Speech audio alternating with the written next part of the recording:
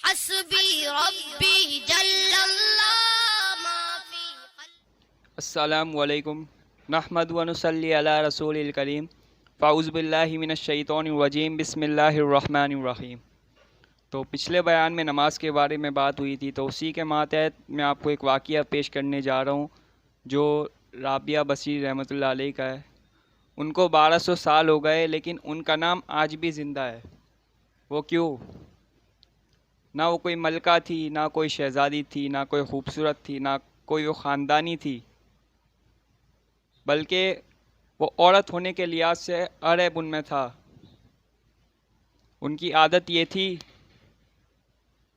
کہ وہ عشاء کی نماز کے بعد غسل کر کر کپڑے بدل کر اپنے شوہر سے پوچھتی کہ آپ کو میری ضرورت ہے۔ اگر وہ کہتے کوئی نہیں ہے تو اپنے شوہر سے اجازت لیتی اور وہ عشاء کی نماز کے بعد سے فجر کی نماز تک مصلی پہ کھڑی رہتی، اور ان کا شوہر جوانی میں ہی فوت ہو گئے، جوانی میں ہی بیوہ ہو گئی۔ تو حسن بصری بصرہ کے امام، جو کیا سارے مسلمانوں کے امام تھے، وہ ان کے پاس خود تشریف لائے، وہ خود چل کر آئے اور کہنے لگے کہ میں آپ سے شادی کرنا چاہتا ہوں۔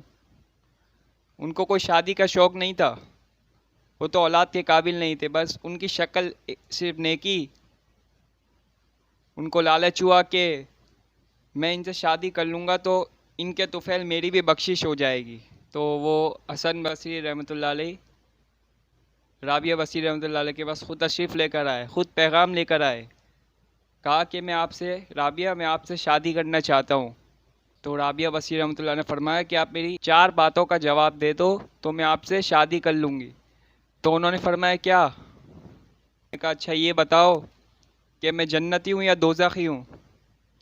تو انہوں نے فرمایا کہ یہ تو میں نہیں بتا سکتا۔ پھر انہوں نے کہا اچھا یہ بتاؤ جب اللہ تعالیٰ نامہ اعمال کو اڑائیں گے تو کسی کے سیدھے ہاتھ میں آئے گا، کسی کے الٹے ہاتھ میں آئے گا؟ تو یہ بتاؤ میرے سیدھے ہاتھ میں آئے گا کہ الٹے ہاتھ میں آئے گا؟ تو انہوں نے کہا یہ بھی میں نہیں بتا سکتا۔ تو پھر انہوں نے کہا کہ جب اللہ تعالیٰ پل صراط پہ سے گزاریں گے، ہر ایک کو گزاریں گے، تو بتاؤ میں پار نکلوں گی پل صراط سے یا میں کٹ کے گر جاؤں گی؟ تو انہوں نے کہا یہ بھی میں نہیں بتا سکتا۔ انہوں نے کہا میری جب اللہ تعالیٰ نیکیوں اور گناہوں کو تولے گا تو میری نیکیاں بڑھ جائے گی یا گناہ بڑھ جائیں گے؟ تو انہوں نے کہا یہ بھی میں نہیں بتا سکتا۔ تو پھر رابعہ بصیر رحمۃ اللہ نے فرمایا کہ مجھے یہ 4 باتوں کی تیاری کرنے دو، میرے پاس وقت نہیں ہے شادی کا۔ تو جو اللہ سے دوستی لگا لیتا ہے، اللہ ان کے لیے دنیا مسخر کر دیتا ہے، دنیا ان کے قدموں میں ڈال دیتا ہے۔ تو جب رابعہ بصیر رحمۃ اللہ کا انتقال ہوا تو انتقال ہونے سے چند وقت پہلے انہوں نے کہا اپنی خادمہ سے کہ میں مر جاؤں تو کسی کو نہیں بتانا، باہر 2-4 لوگ مل کے میری جنازے کی نماز پڑھا کے مجھے دفن کر دینا۔ تو انہوں نے یہ بھی کہا کہ جو میں جس تہجد کی نماز جس چادر میں پڑھا کرتی تھی اسی چادر میں مجھے لپیٹ کر دفن کرنا۔ تو انہوں نے ویسا ہی کیا۔ پھر صبح ہوئی، لوگوں کو پتہ چلا تو کوہرام مچ گیا کہ ہمیں کیوں نہیں بتایا، ہمیں کیوں نہیں بتایا۔ پھر اسی رات وہی ان کی خادمہ کے خواب میں کیا آیا؟ خادمہ نے خواب میں کیا دیکھا کہ رابعہ بصیر سبز لباس میں اور ان کا حسن جمال سورج سے چمک رہا تھا۔ تو انہوں نے کہا کہ میرے اللہ تعالیٰ نے میرے ساتھ بہت عمدہ معاملہ کیا، بہت عمدہ معاملہ کیا۔ تو انہوں نے کہا، خادمہ نے پوچھا کہ وہ چادر کہاں ہے؟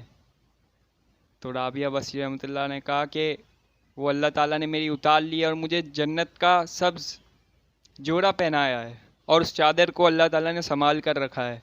کہا کہ جب قیامت کے دن نیکیوں کو تولا جائے گا تو نیکیوں میں تیری چادر بھی رکھی جائے گی۔ تو انہوں نے کہا، خادمہ نے کہا کہ منکر نکیر کا کیا ہوا؟ قبر میں منکر نکیر کا کیا ہوا؟ تو پھر رابعہ بصیر رحمۃ اللہ نے کہا کہ وہ آئے تھے، انہوں نے میرے سے سب سے پہلے یہی سوال پوچھا، من ربک، تمہارا رب کون ہے؟ تو انہوں نے کہا کہ میں دنیا میں رہ کر جس رب کو 40 سال نہ بھلا سکی تو قبر کی 4 ہاتھ تہ نیچے میں کیسے بھول جاؤں گی؟ تو منکر نکیر نے کہا اس کا آگے کیا حساب ہے؟ چلو واپس چلو. تو یہ جو واقعہ تھا یہ سچا ہے، یہ واقعہ، اور اس کا ذکر بھی آیا ہے. تو بھائی سمجھانے کا مقصد یہی ہے، ہماری 24 گھنٹے کی زندگی تو گزر رہی ہے. آپ جہاں گزارو گے وقت گزر جائے گا، وقت رکے گا نہیں. تو ہمیں اسی وقت کو قیمتی بنانا ہے. وہ قیمتی وقت کیسے بنے گا؟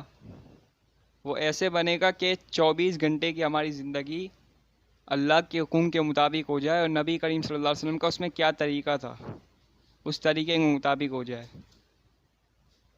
تو ہمارا ہر چیز دین میں آ جائے گا. سونا، اٹھنا، بیٹھنا، کھانا پینا، بیت الخلا جانا، مسجد جانا، ہر چیز دین میں آ جائے گا. ہم کھانا کھا رہے ہیں تو اس میں نبی کریم صلی اللہ علیہ وسلم کا طریقہ کیا ہے؟ انہوں نے کیا دعا پڑھی کھانے سے پہلے، کھانے کے بعد، کون سے ہاتھ سے کھاتے تھے؟ ہم پانی پیتے ہیں تو اس میں بھی 6 سنتیں ہوتی ہے. ایک تو سیدھے ہاتھ سے پکڑ کے پینا، بیٹھ کر پینا، 3 سانس میں پینا، بسم اللہ پڑھ کے پینا، اور پانی کو دیکھ کر پینا.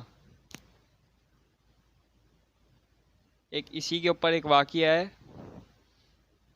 کہ سنت ادا نہیں کرتے ہم،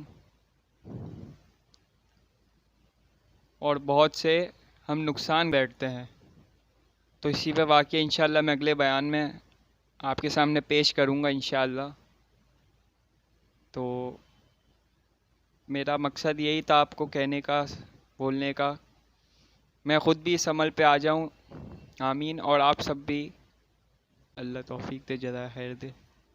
سبحان اللہ بحمدہ، سبحان اللہ العظیم. تم شہر اما کے رہنے والے، درد ہمارا کیا جانو.